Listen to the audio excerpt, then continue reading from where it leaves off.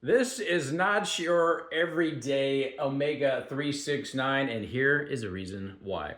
Might be kind of hard to see in the video, but these omega 369 gel caps, we'll call them that, don't have the typical glossy finish that you would normally see with one of these. This is almost like it's just a little bit different. A little bit different. It almost has like a matte finish to it. And the reason why is because it's different. So these are designed with what they call a cutting edge, burpless, eccentric coating technology.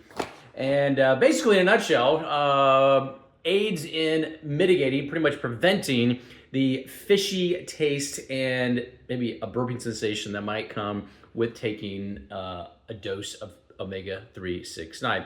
The recommended dosage on these, which come in a big bag versus a bottle, is 3 to get a full dose. And the cool part is that not only do you not have that fishy flavor afterwards, but there are 3 because of the 369. And those 3 omegas include flaxseed oil, borage oil, and then fish oil.